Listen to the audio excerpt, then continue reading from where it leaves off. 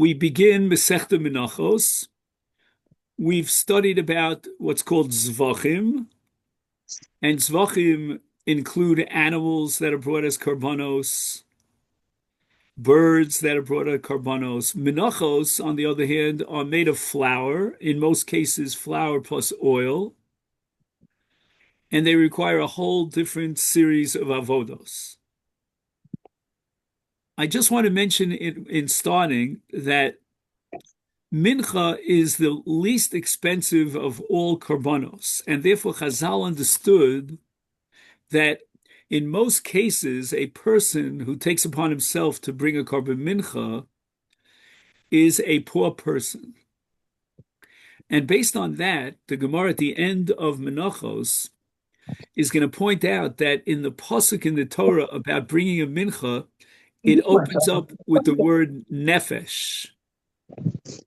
And the Chazal see a very great significance in the word nefesh, in that a person who's poor and yet makes the effort to bring a korban. Again, he can't afford not an animal, not even a bird, but nevertheless, he made that effort. He wants to get close to Hashem, korban miloshen kirva, and he brought a mincha. And Hashem says it's as if he brought his nefesh.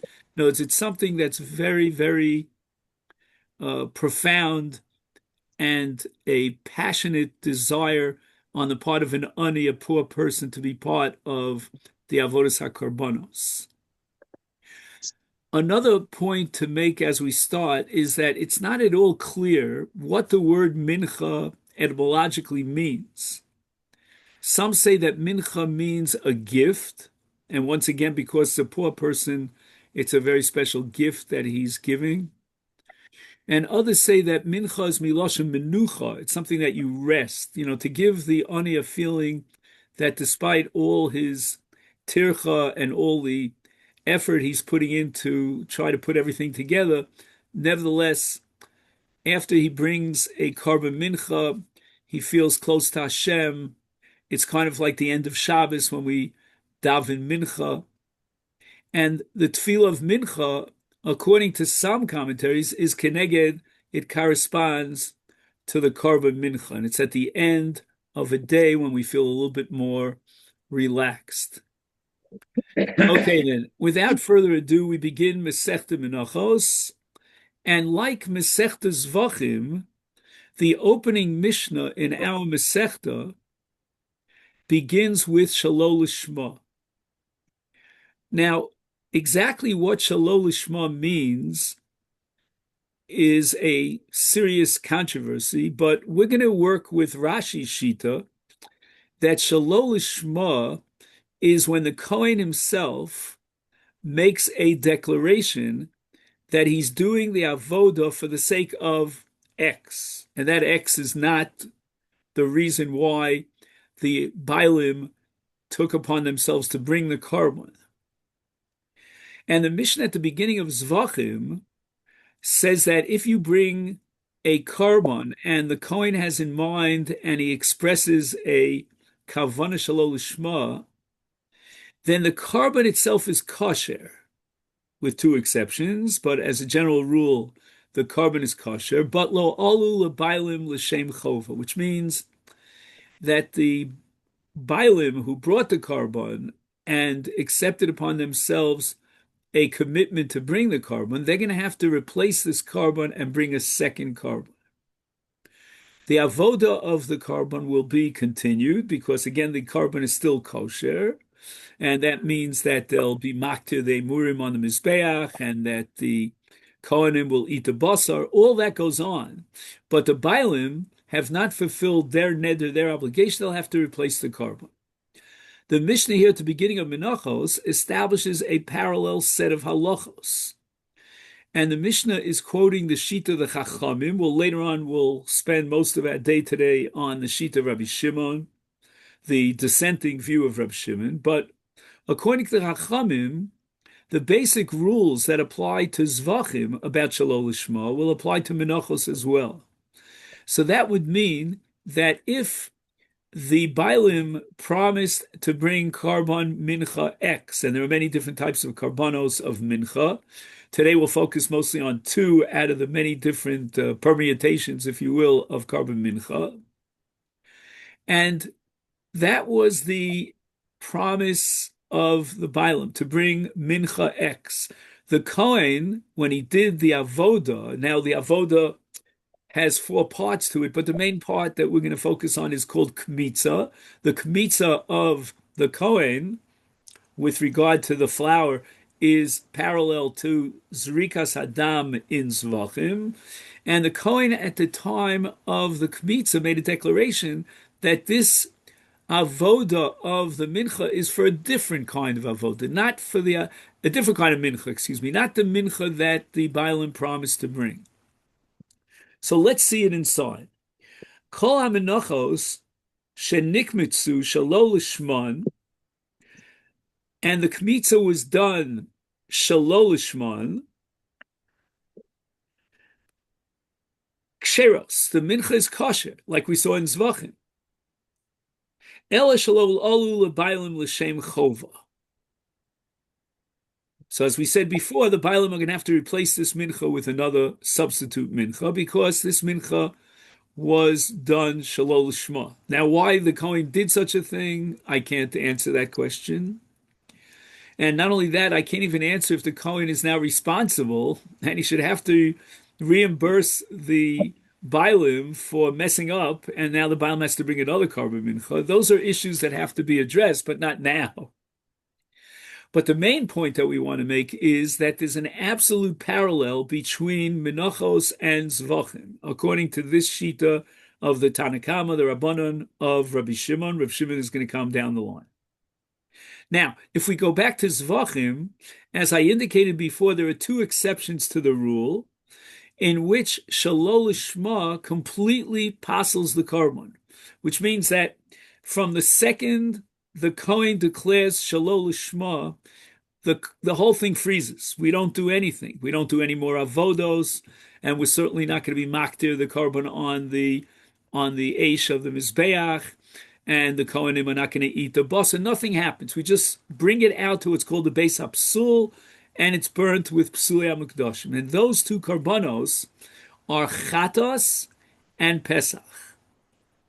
So if, let's say, the Kohen had a shalol lishma in a carbon pesach, or in a carbon chatos, for example, he had in mind that this chatos is brought for the purpose of olah, of a carbon olah, then in those cases, the Mishnah says explicitly, at the beginning of Zvachim, that the zevach is possible. Other karbanos shalol lishma, as we saw, are ksheros, but lo olu l'bayim l'shem chof. And therefore the Mishnah, again following that parallel to Zvachim, says in Menachos, chutz mi minchas chote u minchas knos. Now, minchas chote is a case of a chote. And in that sense, the minchas chote is very, very similar to a carbon chatos. And just like we said in carbon chatos, that shalol lishma passes the carbon, so too shalol lishma in a minchas chote passes the mincha. What's the story with minchas knos? So for this we learn a parsha in Sefer Bamidbar about a sota, and the sota is brought to the Mikdash, and she's accused of immorality, and she has to bring, amongst other things that go on in the Mikdash, she has to bring a carbon mincha. Now, if that mincha was brought shalol lishma, it means the Kohen declared at the moment of kmitza that he's bringing this carbon for a different, he's doing the kmitza for a different carbon mincha, then that mincha is psula, means we throw it out. It's not worth anything, bring it out to the beis hapsul. And therefore, if we go on in the Mishnah, we begin to see a certain clarity here. And the Mishnah points out that minchas chote or minchas knos shekmotzon shalol lishman. So the Mishnah is now giving us a list of various menachos that are psulos, that are completely invalid. The first of which we've already touched on earlier in the Mishnah, and that is a minchas chote, a minchas knos. Knos is miloshen kina, because in the case of a sota, there's what's called kinui. Kinui means that she should not go privately secluded with another man, and he mentions the name of the man, and she went ahead and she violated that kinui. That's why she has to drink from the Mei Merorim, and she has to bring this minchas knos miloshon envy, and the reason why in the case of a minchas chote, shalol lishma pasels the mincha is because it's very similar to the case of a karmel chatos. Now we go on to other cases where the mincha is completely disqualified. Number one, nasan bekli v'holach v'hiktir shalol lishman. Let's say that he did the kmitza lishman. So that first stage of the avoda of a mincha was done properly. But then we go on to the second stage in which the komets has to be put into a kli shares. And that parallels Kabbalas Hadam in Zvachim. And just like there's a psul of Shalol Lishma in Zrikas Hadam, likewise in Shchita, Kabbalah, Holacha, in all the four avodos, a machsheve Shalol Lishma will disqualify the carbon, or at least it's not Ol L'Bayil L'Shem Chova. And the same thing parallels in the case of a mincha. What's the parallel to Kabbalah Sadam in Menachos? That's called Kabbalah B'Kli Shares. And as we go through Masechta Menachos, we're going to get into the nitty-gritty details of the step-by-step process by which the avodah of the Kohen in a mincha is performed and implemented. And the second stage after Kmitza is going to be called Kabbalah. And he was makabel in a kli, and he had a machshava shalol lishmo, which means the Kohen announced that he's doing this Kabbalah of the kmitza for another carbon mincha, different carbon mincha, or halach. Halach means we have to take the kmitza and bring it, transport it over to the mizbeach and burn it on the fire on the mizbeach. And holacha parallels holacha in zvachim, and so too holacha in menachos. There's a psul of shalol lishma, and finally hiktir shalol lishma. Now he puts the komets on the mizbeach, and as he does that act of burning the komets on the mizbeach, he has in mind, and he declares shalol lishma. In all these cases, it's psulos. Now the Mishnah adds another complicated case, and that is O lishman v'shalol lishman, and another case O shalol lishman v'lishman. In these cases, the Kohen has a mixed kind of kavana. He has, on the one hand, a kavana of lishman, meaning for the purpose for which the Baalim took upon themselves the neder to bring this carbon mincha, and at the same time, he declares shalol lishman, that he's doing the kmitza for the purpose of a different carbon mincha, or the reverse order. Let's say he starts with a machshava of shalol lishman, and then he finishes with a machshava of lishman. And the Mishnah wants to point out that even though you might have thought that since in the first of these two last cases he started with a right machshava lishman, that already is machshir the carbon, but no, since he added, this is what we call kalamosiv gorea. Adding sometimes makes it worse. So he added at the end the machshava shalol lishman, and he's still involved in the kmitza, and that machshava shalol lishman at the end will generate a psul in the carbon. And how much more so, it goes without saying, that if he started with a machshava of shalol lishman, that generates a psul. He can't fix it up later by changing his mind and saying, no, I really want to have lishman. And this is going to be a major sugya, whether a person could change his mind midway. Okay, that's called tfos lashon rishon, a sugya that we'll get to. It's a shas sugya. And in all these cases, the Mishnah paskins that the mincha is psula. And once again, you have to understand that psula in most cases of menachos, with the exception again of minchas chote and minchas knos, means that the carbon itself is kosher, will complete the avoda and aktora of the mincha, but it's lo olu lebaylim l'shem chova. The baylim will have to replace it with another mincha. Okay. Now we go on. Ketzad lishman v'shalo lishman. The Mishnah wants to go into those last two cases and give us details. L'shem minchas chote u'l'shem minchas nedava. Now this is very interesting. A minchas chote is a minchas chova, meaning karbanos are always subdivided into two categories. There's chova and nedava. Nedava are voluntary karbanos. And there's a fundamental difference between the two categories of menachos. And we're going to have many, many different categories of menachos, but one of the most fundamental categorization of menachos is to compare and contrast a minchas chova with a minchas nedava. And they're two separate entities. And therefore, if the Kohen at the time of the avodas HaMincha, and the mincha was a minchas chote, which means that the Bailim brought this mincha to fulfill their obligation in lieu of the fact that they sinned. We'll see what those sins are. And then the Kohen declares that I am bringing this carbon not only for the sake of a minchas chote, but also for the sake of a minchas nedava. Or in the reverse case, shalo lishman v'lishman, for example, he starts with a machshava l'shem minchas nedava, and then he has l'shem minchas chote, and in all these cases, the mincha is psula. Now let's understand, the word psula here means that the carbon is completely possible, because we're dealing with a minchas chote, and a minchas chote, together with minchas knos, is the exception to the rule in which shalo lishma completely disqualifies the mincha. It's not going to be performed as an avoda. The avoda will not be completed. The mincha has to be brought out, to the Beis HaPsul.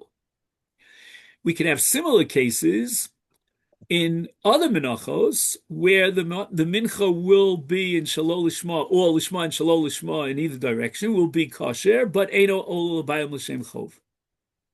Now, by way of introduction to the sugya that we're about to embark upon, we're going to mention that amongst the various categories of karbanos of mincha, there's something called a minchas machvas and a minchas marcheshes. And these are two separate categories of menachos. So this is something that, you're just going to have to get used to, or, if we had a whiteboard, we'd write it on the whiteboard. There's something called a minchas machvas. Machvas means a flat pan, and the flour therefore becomes very, very tough, like, hard like a cracker, like a matzah. And then there's a minchas marcheshes. A marcheshes is a different kind of a vessel in which they add a lot of liquids like oil and so forth that'll fluff up the dough. The what you end up with is not a hard wafer, but rather something very soft, something pliable.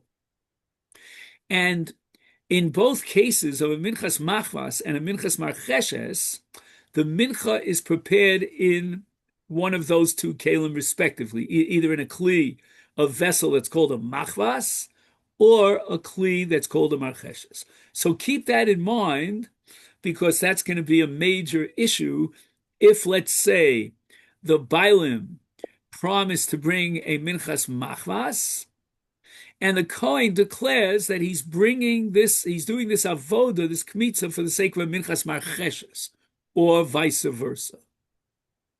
The Gemara asks the following question: Lama li lemisnei ella. There's one word in the Mishnah that we may have missed, and it should be focused on. And it says, Kol menachos shenikmetzu shelo lishman ksheros. And what's the ella shelo olu l'baylim l'shem chova? What's the emphasis here on the word ella? Ella meaning with the exception of. Lisnei, the Gemara substantiates its problem, its question. V'lo olu l'baylim l'shem chova. You could just simply drop the word Ella, and the Mishnah would have read very smoothly. Kol Menachos shenikvetzu shelo lishman ksheros v'lo olu l'baylim l'shem chav. What's the Ella? The emphasis on Ella, and the Gemara says that the Ella wants to teach us something. Hakam mashmalon l'baylim hu delo olu l'shem chova. Hamincha gufa kshera, and it means the following. The Mishnah wants to use the word Ella to emphasize a contrast. That even though the mincha is kshera, and therefore you would think that since the mincha itself is valid, and we're going to go through all the avodos and all the kiyumim of the mitzvah of mincha, you might think therefore the Bailam have fulfilled their obligation. The Mishnah says Ella. Ella meaning that the mincha is still paguma. Paguma means it's not complete, it's not perfect. It's still damaged, if you could call it that. It's a damaged second-class mincha. And lo olu l'baylim l'shem chova, which means that the Bailam are going to have to bring a second korban. Now, the asur l'shnuye. The Gemara adds two words here in explaining what the Mishnah wants to tell me. Asur l'shnuye, which is based on a sugya again in Zvachim, in Maseches Zvachim, of Rava. And what is this sugya about? This sugya is about the following. Since the Kohen declared that he was bringing this korban for something else, for example, let's say he was bringing the korban that was meant to be an olah, and he brought it instead l'shem shlomim. So you might think the following, that since he already made a shinui, he's already changed the nature of the korban, then we should now, at this point henceforth, do the avoda of a shlomim.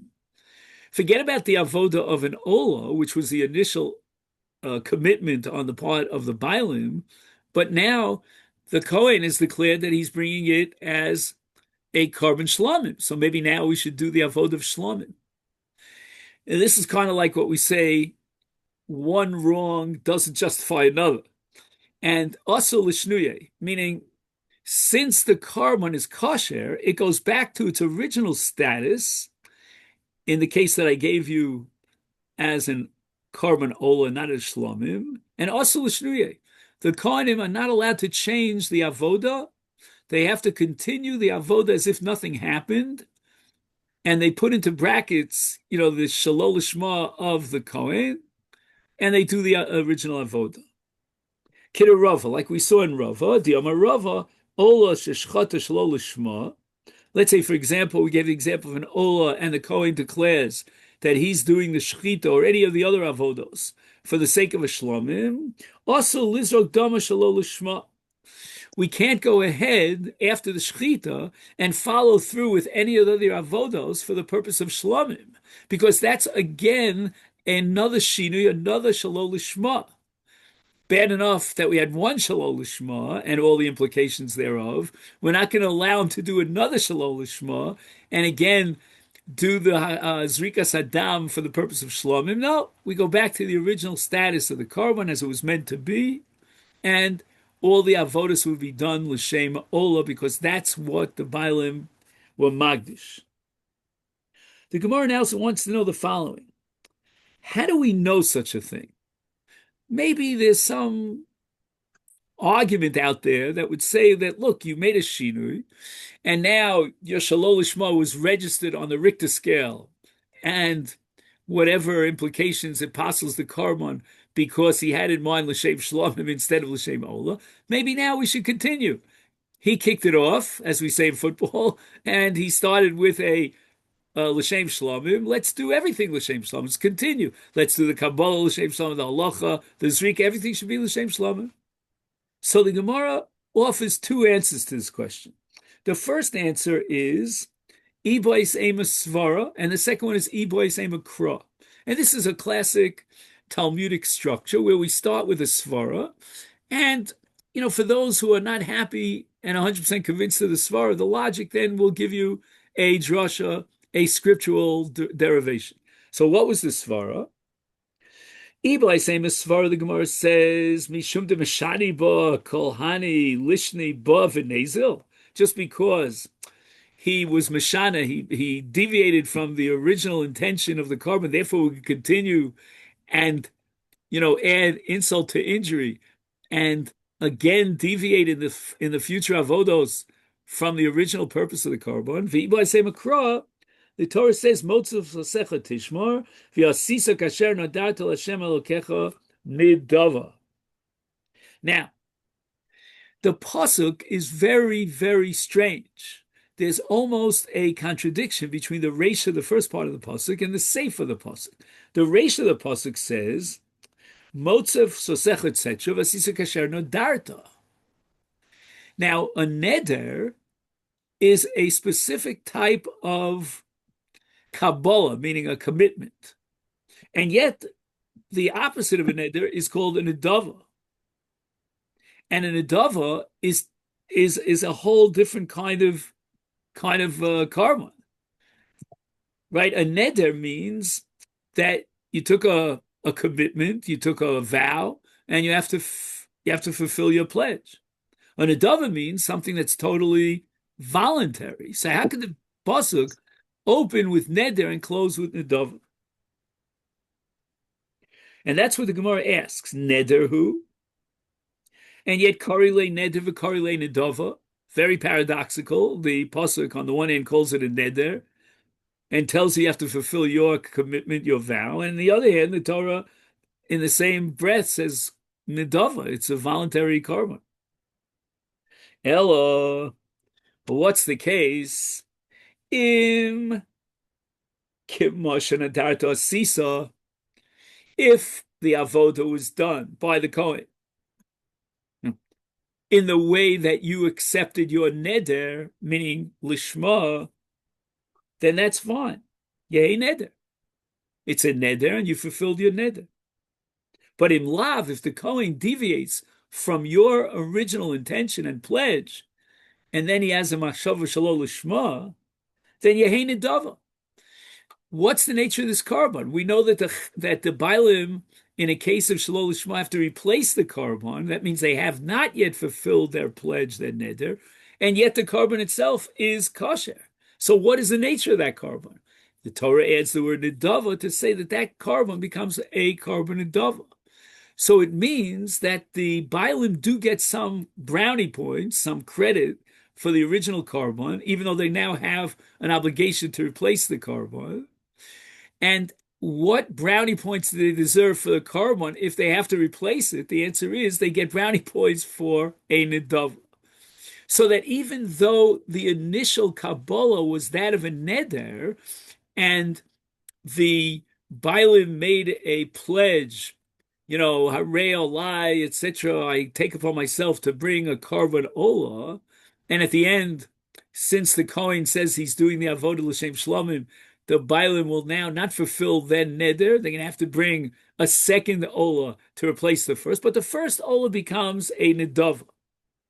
As if to say that when the Bailim took upon themselves this commitment, included or inherent in the background of this commitment was a nedava.